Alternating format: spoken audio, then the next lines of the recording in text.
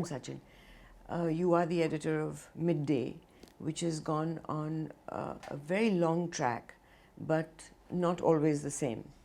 And the same can be said about you. You have worked starting with Midday during your college years, and then went into Hindustan Times and various other jobs, India Today, Mail Today, and now you're back again where you started. First of all, tell me what motivated you when you were young to start working in Midday while you were still at the university? Well, it was not a tough choice. I mean, I always wanted to write, and it was not that I wanted to change the world. I mean, most journalists come into the profession to change the world. I was very clear that I didn't want to change the world. I just wanted to write, just wanted to have an avenue where I could express myself. And those were the days when there were no blogs, there was no internet. The only way you could express yourself was to write somewhere and be noticed. But why didn't you want to change the world? The world at that time was so rotten. Even maybe sometimes when you compare the poverty levels, there was no middle class. There was extreme wealth, extreme poor. Yes. People think today is bad, but when you think of those times, Yes. I can't think of anyone who I know who was a journalist who didn't want to change the world. Yes, I mean, yeah, there's a dichotomy there. In fact, that when I joined journalism, it was the time when Manmohan Singh and P.V. Narasimha Rao had just announced their economic reforms, and the effects of the economic reforms were just being felt across the country. At that point of time, I think, once I entered into the profession, then I thought, yes, I could do something. But at that point of time, I was, I had seen all those wonderful bylines of M.J. Akbar, you on News Track, for instance, Vinod Dua, Pranoy Roy, all those journalists whom you saw, read in the newspaper, magazines, etc. I think that kind of motivated me to come here. But I had no idea what I'll end up doing. So I'll be very honest with you in that sense that, I didn't want to change the world. So what is it like transitioning from, say, establishment journalism to where you are now, which is tabloid journalism? Are you comfortable with the kind of stories that are done in your paper? Yes, I mean, see, tabloid journalism is regarded as, lowbrow in a lot of, for a lot of people is lowbrow. I think that tabloid journalism has space in the mind space of any reader. Yes, we are aggressive in our headlining. We are aggressive in our reporting. We have an extensive entertainment section. We have an 8-page sports section every day. We have 20 pages of news and opinion, and we are completely city focused. So But the editorial slant is more towards like. Day for yesterday, I was looking through your website and the paper, and I couldn't bring myself to even click on a couple of stories, quite frankly. Mm-hmm. And there's this child who's been feeding his dead parents, regardless they were dead for days or weeks, and I couldn't even click on it to get the details. It just was so made me squeamish. Right. Then a teacher who's molested a 6-year-old, and then now these recent ones of this girl who was paraded naked over a neighbor's fight, and then another one. So your editorial choice is, on violence and sex. It's really not about what impacts the city as much as feeding this kind of ugly curiosity and voyeurism. That's part of it. I mean, I won't deny it. I mean, I'm not going to say that, I'm not going to sit on a high horse and say that, yes, our journalism is going to change the world. But at the same time, a large part of our resources go into investigative journalism. So we file RTIs all the time. Like today's lead story, for instance, is an expose on a public works department scam that is going around in the city. We exposed a 20 lakh crore real estate scam, which was essentially technology parks being used for every other purpose apart from just being technology parks. One of the stories that we did was an extensive survey on how the roads in the city of Mumbai came to be like this. I mean, this was not the situation 20, 30 years ago, but the corruption in the BMC, the Public Works Department, and the other agencies of the government has resulted in complete degradation of the city's infrastructure. So these are ongoing series that we do all the time. Yes, we also do crime stories. I think crime, Mumbai, in Mumbai journalism, crime has a special place because of its history with the underworld, because of its history with yes, and sometimes it's gruesome crime. You know, for example, the girl being paraded naked in the heart of Mumbai. I thought it was a story that needed to be told, because these are the kind of stories that we hear But from the Badlands of UP. You put a picture, giving Anne gave her name, and it's barely blurred. You can actually see the face. Yeah. Why didn't you blur her face? Why did you give her name? I think if the girl was alive, we would have blurred her face. One was that she was already on the police records. You know, everybody in the society, everybody on television had seen her. I mean, this photograph was already out. Yes, there could be a case where we could have said that yes, we could have blurred the photograph more. But yes, I think it was a story that needed to be told. In the heart of Mumbai, when something like this happens, I think it's a shocking incident. We highlight these incidents which happen regularly, or if not regularly, but do happen quite often. And nobody helped her. And nobody helped her. I think, you know, there were two aspects to that story. One was the fact that it happened in Mumbai. Secondly, the fact that none of the neighbors came forward and helped her. Thirdly, the police themselves were, until Midday's reporter actually called them up and said that such an incident has happened. They were not even willing to file the FIR against the 4 accused. So in that sense, yes, I mean, we did help the family which was affected by this. But you know, you've gone from serious journalism to this rather very sleazy, seamy side. Is it something that you're embracing it, or are you having problems? No, I think it's one of the stories that we do. Like I said, you know, there's a mix of stories that we do all the time. There are personality-based stories, there are extremely positive stories that we've done for the newspaper, which have those stories have shown the positive side of the city. For example, the real estate scam that we unearthed. There were 2 real estate scams that we unearthed in the last 1 year. One was a 20 lakh crore scam, which was the Info Technology Park scam. The other scam was how various builders across the city have usurped land which was essentially meant for slum rehabilitation projects, and have created names of slum dwellers, bogus names of slum dwellers, and those people happen to be their relatives, their car drivers, their maids, etc. And it turned out to be a 6,500 crore scam. Now, real estate is a huge issue in the city of Mumbai. Crime, Bollywood, sports, these are all nerve centers of discussions across the city of Mumbai. I think the personality of Midday was defined by these touch points, that most of the stories that we do will hit upon one of these touch points in some way or the other. In that process of hitting that touch point, if some stories are gruesome, so be it, because that's the ugly side of Mumbai that Midday wants to bring forward. Those are the things that we need to highlight. But you have this also, I mean, I'm not against sex columns, but you also have sex alters female bodily behavior, sexual arousal reduces disgust response, Aussies watch 5 hours of porn per day, I keep falling for married women. I mean, this in no way is in any service to any community. Yes. This is just pandering to the lowest denominator. There are 2 personalities. You know, one of the things that we need to separate about Midday is the Midday the newspaper and Midday the website.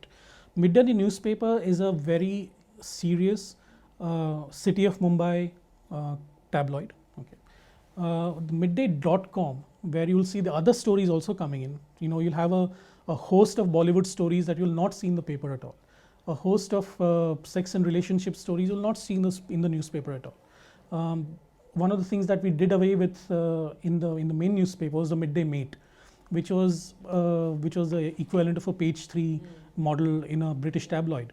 We did away with that from effective April last year, and we said that, you know, these photographs or these kind of stories have no space in the newspaper, but they have some space in the website. So we kept the midday meet constant on the website. And I'll be very honest about it, they also give us a lot of hits. They also give us a lot of page views. You'll also realize that if you go to indiatimes.com, for instance, or any other major website, they'll also have such pictures, not because they want to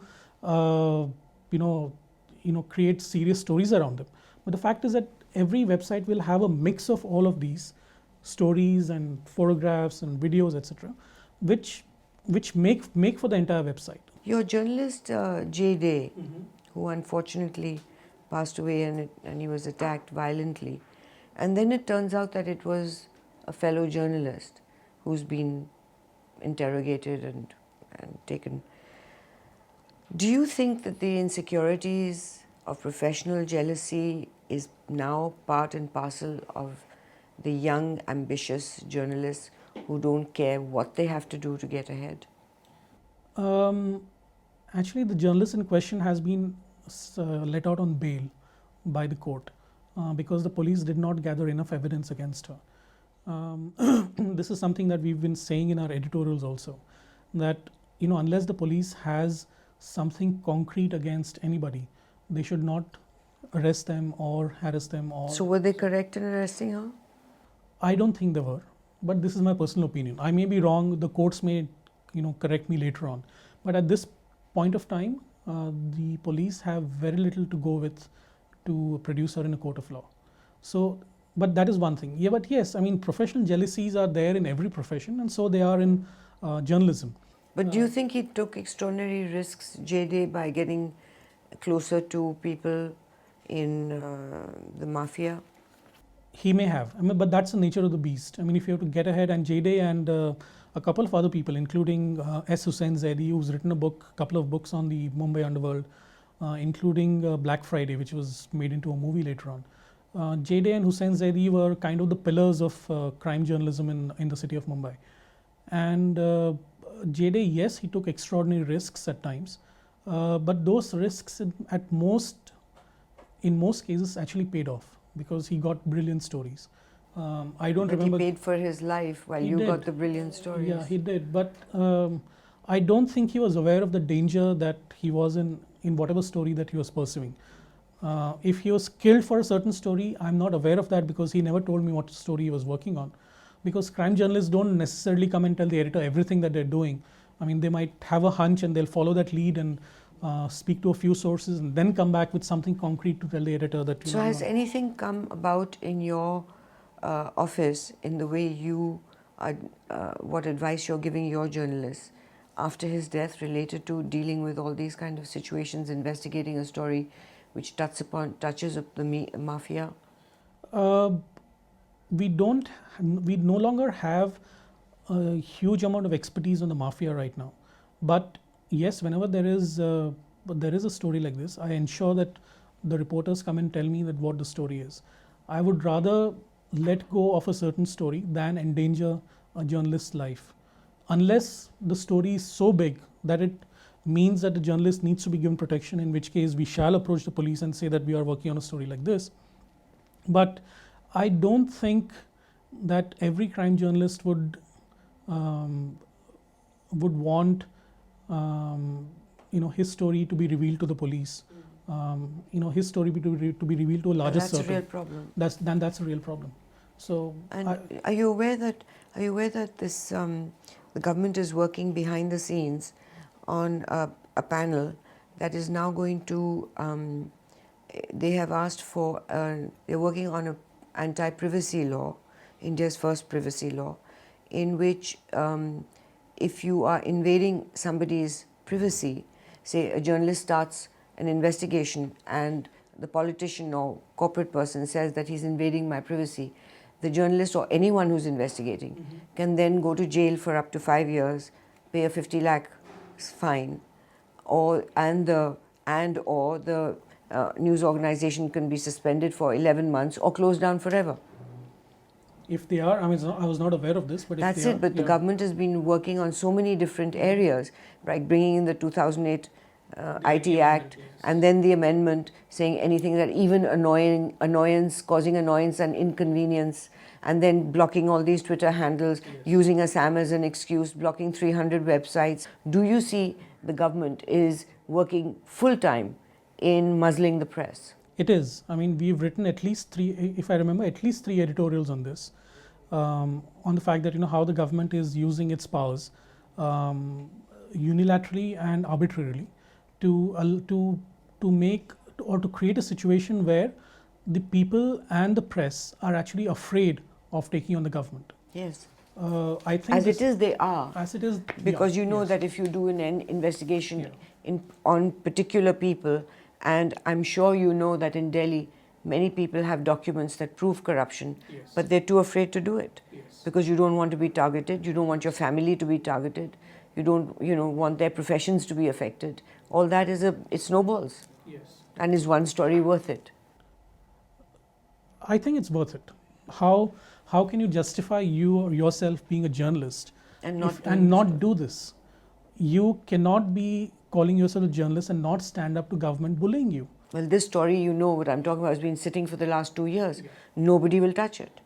I know what you're referring to, but if it'll be a tough call for any editor, because ultimately the editor will then have to speak to the management. The management may have it's a big issue. It may have an issue with that. The owners start getting raised. Yes. The whole system, they don't attack the journalists, they'll attack the owners because nobody cares if a businessman goes to jail. And today, I'm actually, frankly, afraid of even saying the story to you now.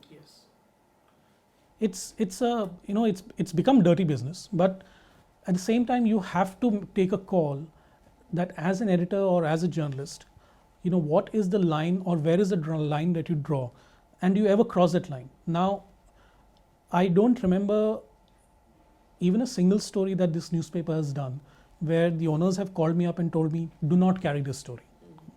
Now, but the story I'm talking about, I think you would get a call. Perhaps, but if I was the owner, I would call you.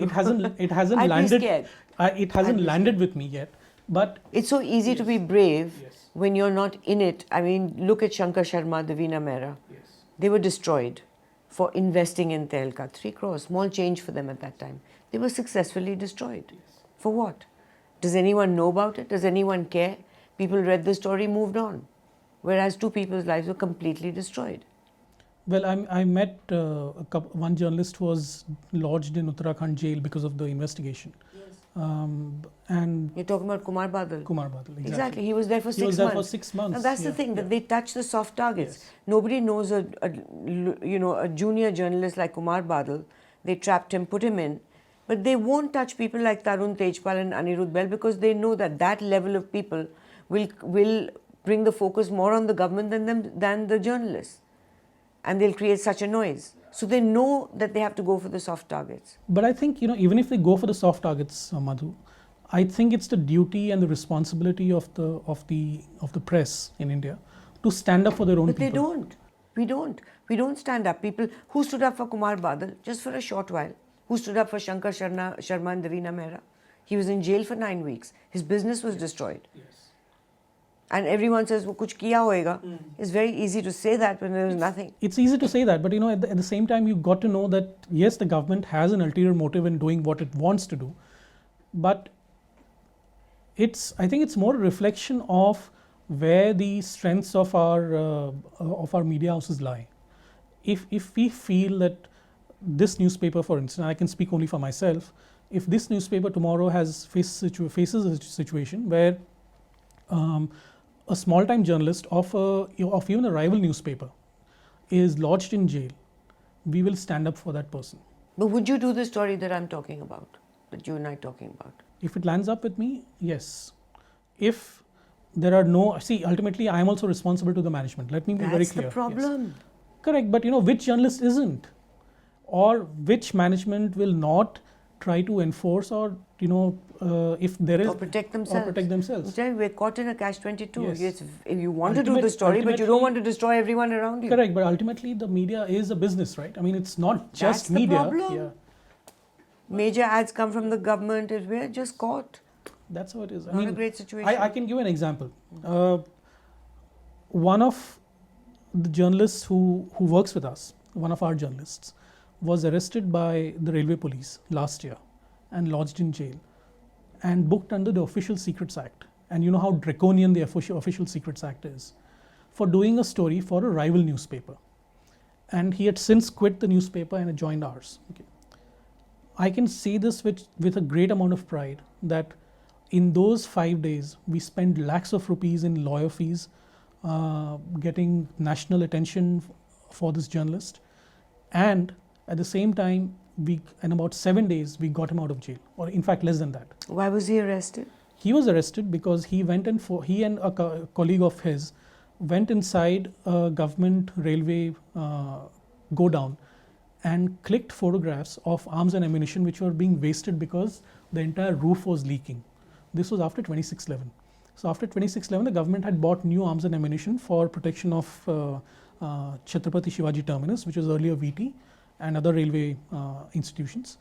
And he went and clicked the photograph and wrote a story about it, saying that all the money that we have spent on buying these arms and ammunition is going to waste because it's full of water. The go down is full of water.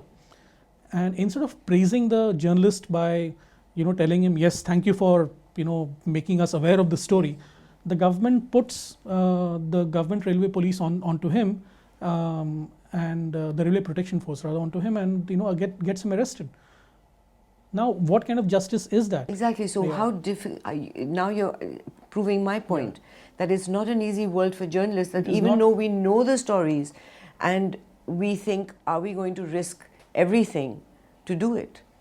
Is there any way out? My last question. At this point of time, I don't know whether there's a way out. But faced with a tough choice, and God knows that we've taken those tough choices in the last 1.5 years, we'll be in favor of the tough choice, whatever those consequences. Now, when J-Day exposed the 10,000 crore diesel mafia that is in the city of Mumbai, every day thousands and thousands of liters of diesel are stolen and sold in the black market, and we exposed that scam. J-Day exposed a huge number of scams for this newspaper and other newspapers. I'm not saying Midday was the only newspaper he exposed scams in, but he paid with his life. But he's not the only one. The Committee for Protection of Journalists has maintained a record of Indian journalists who are killed in the active line especially of duty. in UP, Bihar, Yes. Jharkhand, Assam.